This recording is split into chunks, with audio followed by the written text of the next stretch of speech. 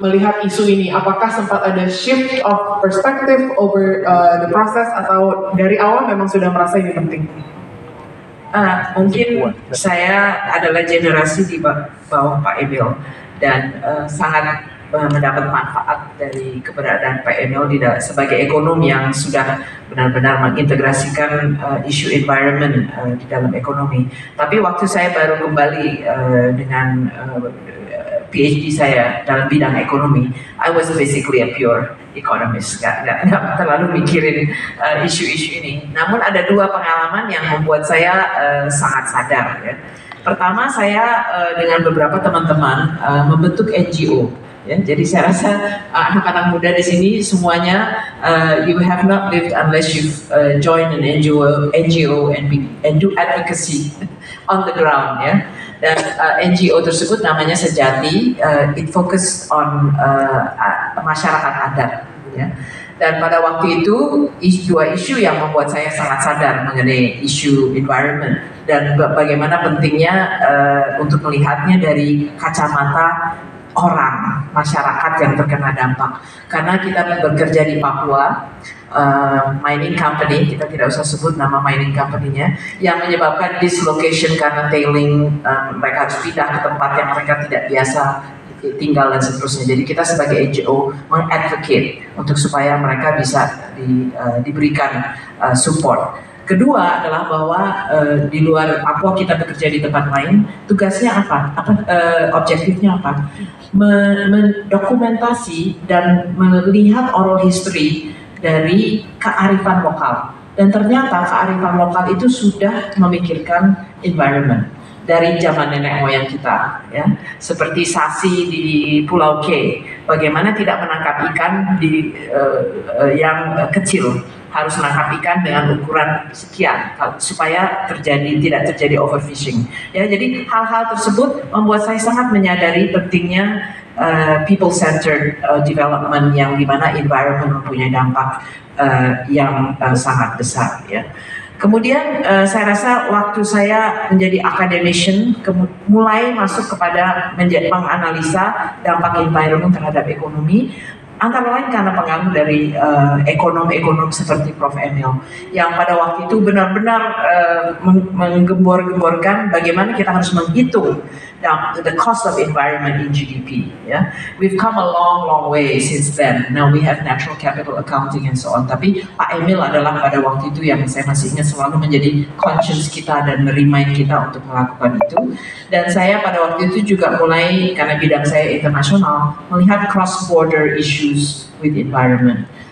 Mulai dari haze, remember haze? Still a problem now maybe. Dari kebakaran hutan yang menyebabkan masalah di Singapura. Ya. Kita membuat analisa, it's about the externalities, about internalization of the externalities, and how do you deal with it, bilaterally. What are the issues around that? Kemudian trade and environment issues dan seterusnya. Jadi saya mulai dari situ, dan di situ membuat saya sangat sadar bahwa memang kita harus melihatnya secara lebih luas. Dan mungkin kalau dibilang personal journey, ya, setelah itu ada momen-momen yang saya sebut saja karena waktu, di mana ya kita bisa mengatakan bahwa kita mencetus sesuatu, gitu ya. Saya ambil 3 contoh saja. Satu adalah COP13 2007. Ya, itu saat Indonesia mendadak menjadi tuan rumah, mengambil alih dari Thailand. We only had 1 year to prepare. Tapi dalam 1 tahun itu, menurut saya, itu seluruh negara digalvanize untuk memahami isu climate change. And I thought it was a very good process. And it was actually in Indonesia that we started the non-environmental ministers meeting.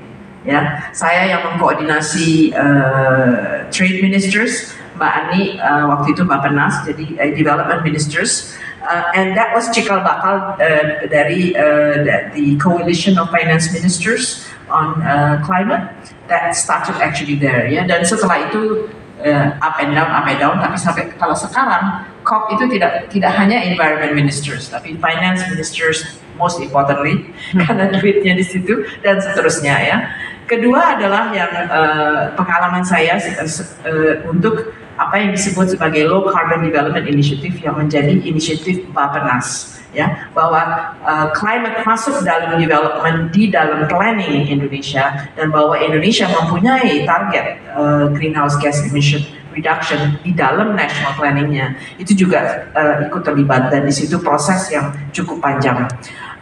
Dan terakhir, mungkin 3 tahun terakhir ini waktu kami ada di Bank Dunia, bagaimana mengintegrasikan climate and development seperti yang tadi disampaikan oleh Habib dan David. Itu sebetulnya susah-susah gampang ya, ternyata mengconvince termasuk orang-orang di dalam Bank Dunia sendiri untuk melihatnya sebagai terintegrasi. Dan saya rasa kita sudah banyak berkembang dari saat Pak Emil harus benar-benar ketok kepala kita untuk benar-benar mengintegrate environment dengan ekonomi. Kita sudah banyak berjalan, tapi sekarang masalah utamanya adalah implementasi. Dan makanya saya lihat kepada ruangan ini, kepada anak-anak muda yang harus menjalankan implementasi.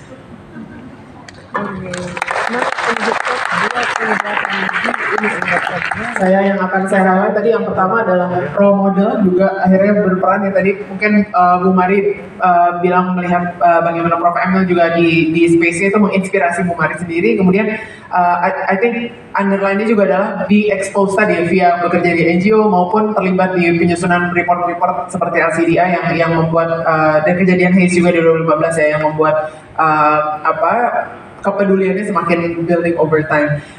Kita lanjutkan ke Mas Zaki, mungkin pertanyaan juga sama.